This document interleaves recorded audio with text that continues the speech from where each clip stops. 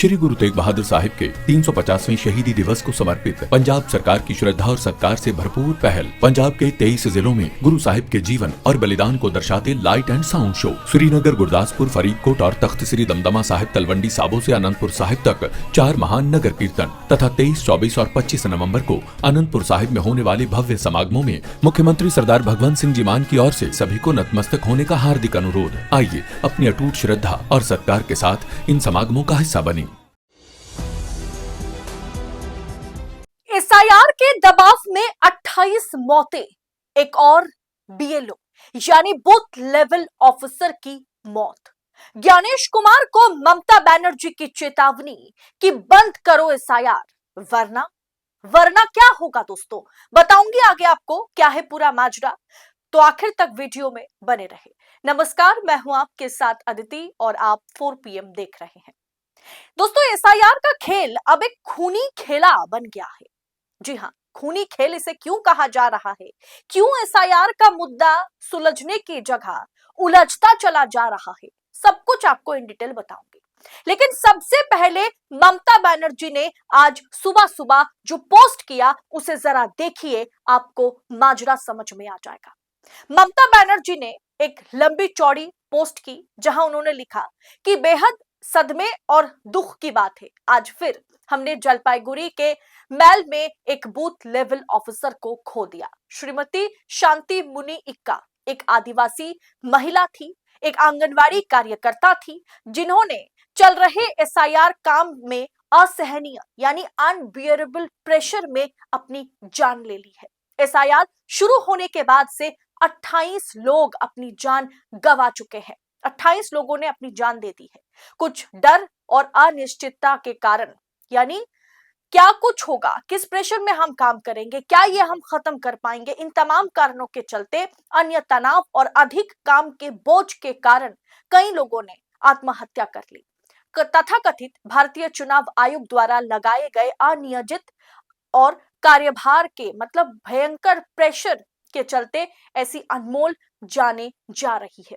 एक प्रक्रिया जो पहले 3 साल में पूरी होती थी, अब राजनीतिक आकाओं को खुश करने के लिए चुनाव से ठीक पहले 2 महीने में पूरी करने की दबाव दी जा रही है इन ऑफिसर्स पर, जिससे बीएलओ यानी बूथ लेवल ऑफिसर पर अमानवीय दबाव पड़ रहा है। मैं इलेक्शन कमीशन ऑफ इंडिया से आग्रह करती हूं कि वे विवेक से काम ले और जाने से पहले इस अनियोजित अभियान को तुरंत रोके, एसआईआर को तुरंत रोके, वरना अच्छा नहीं होगा।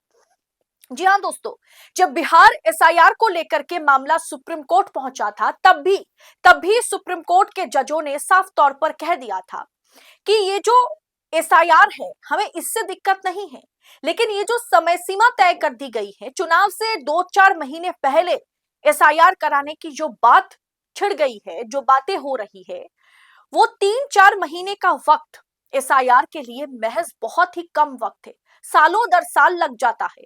अब ऐसे में इतने कम समय में आप कैसे बिहार में एसआईआर कराएंगे, ये सवाल तब सुप्रीम कोर्ट ने उठाया था। यानी ये जो वक्त है, ये जो समय है कि 3-4 महीने के भीतर 3 साल का काम आप निपटा लीजिए, इसके चलते बीएलओ पर, बूथ लेवल ऑफिसर्स पर किस प्रकार का दबाव पड़ रहा है, एसी रूम में बैठकर, एसी दफ्तर में बैठकर ज्ञानेश कुमार को समझ में नहीं आएगा। वो तो बस आकाओं की बात सुनकर फरमान जारी कर देते हैं और उसके बाद बीएलओ की हालात ग्राउंड पर क्या है उसका जीता जागता उदाहरण आपके सामने है। सबके सब आप कह सकते हैं कि विरोध कर रहे हैं एक तरफ, दूसरी तरफ कई लोगों ने, कई बूथ लेवल ऑफिसर्स ने अपनी जान दे दी है। दोस्तों, इतना ही नहीं, बीएलओ विरोध कर रहे हैं, बूथ लेवल ऑफिसर्स प्रोटेस्ट कर रहे हैं चुनाव आयोग के खिलाफ, एसआईआर के खिलाफ। जी हां, खबर देखिए, आपके स्क्रीन पर है। कहना यही है कि जो काम 2-3 साल समय में किया जाता है, वो 2 महीने में हम कैसे करेंगे, वो भी मैन्युअली। काम त्रुटिपूर्ण होगा और हम लोगों को दिन रात काम करना होगा, ये बहुत ही स्ट्रेस और दबाव भरा होगा। साथ में खबर जो देखिए आपके स्क्रीन पर है कि एसआईआर कहीं आत्महत्या, कहीं बीएलओ का विरोध देश के इन राज्य में एसआईआर को लेकर चल क्या रहा है। बिहार के बाद दोस्तों देश के 12 राज्य में एसआईआर स्पेशल इंटेंसिव रिवीजन अभियान चुनाव आयोग द्वारा चलाया जा रहा है।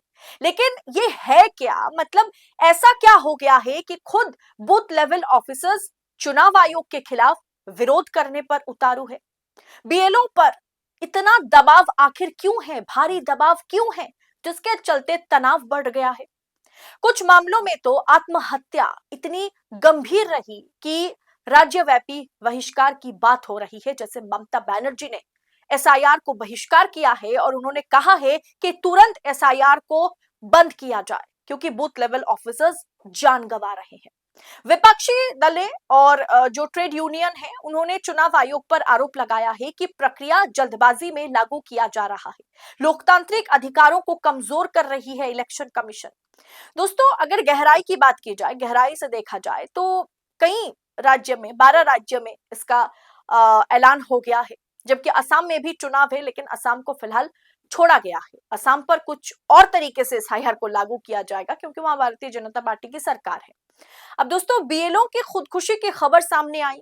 आज एक और खबर बंगाल के जलपाईगुड़ी से आई है जिसे खुद ममता बनर्जी ने शेयर किया और रूह कपकपा जाती है ऐसी खबर देखकर। दावा किया गया, ममता बनर्जी ने दावा किया कि 28 बीएलओ की मौत हो गई है। बूथ लेवल ऑफिसर्स, एक नहीं दो नहीं, 28 बीएलओज ने अपनी जान दे दी है। जब सुप्रीम कोर्ट ने भी एसआईआर की समय सीमा पर ही सवाल उठाया था तो क्या चुनाव आयोग को 3 साल का काम 3 महीने में कराने को लेकर के, या कराने की जरूरत ही क्या है। आप वक्त लीजिए, अच्छे से कराइए, चीजें त्रुटिपूर्ण नहीं होगा क्योंकि चीजें मैनुअली हो रहा है, मशीन नहीं कर रही है। मैनुअली घर घर जा करके या फिर उस फॉर्म को जमा करना, ये सब कुछ मैनुअली है। इसमें त्रुटि, भयंकर त्रुटिपूर्ण ये काम या रिजल्ट आ सकता है। 3 साल का काम 3 महीने में क्यों कराने की जरूरत पड़ गई है, सोचने वाली बात है दोस्तों। क्या इन तमाम आत्महत्या, खुदकुशी, विरोध को देखते हुए क्या एसआईआर को रिकंसिडर नहीं किया जाना चाहिए? अगर सरकार और चुनाव आयोग दोनों के मन में मंशा अगर साफ है तो अभी इसे पॉज कर दिया जाए कि हड़बड़ी में काम तो अच्छा नहीं होगा, उल्टा बिगड़ जाएगा, रिजल्ट एक्यूरेट नहीं आएगा। ऊपर से बीएलओज भी प्रोटेस्ट कर रहे हैं, आत्महत्या करने की खबरें आ रही है। अब ऐसे में दोस्तों ममता बनर्जी ने खुली चेतावनी दी है इलेक्शन कमीशन को कि एसआईआर को बंद करवाइए तुरंत, वरना ये जितनी भी मौत की खबर बाहर निकल के आ रही है, विरोध चल रहा है और इतनी लोगों ने जो जाने गंवाई है, इसके जिम्मेदार कोई और नहीं बल्कि खुद चुनाव आयोग है और ज्ञानेश कुमार है। फिलहाल ममता बनर्जी की इस चेतावनी पर एसआईआर के चलते 28 मौतें जो दावा ममता बनर्जी ने किया है, और दोस्तों सुबह सुबह जो खबर आई कि एक और बूथ लेवल ऑफिसर की मौत हो गई है, उन्होंने आत्महत्या कर लिया है। इस खबर पर आपकी राय क्या है? एसआईआर को फिलहाल आप किस अंदाज में देख रहे हैं? कमेंट बॉक्स में अपनी राय हमारे साथ साझा करें। ऐसी तमाम खबरों को यूं ही पाने के लिए 4 PM न्यूज नेटवर्क के साथ बने रहे। मुझे दीजिए इजाजत। बहुत बहुत शुक्रिया आप सभी का। जय हिंद, जय भारत।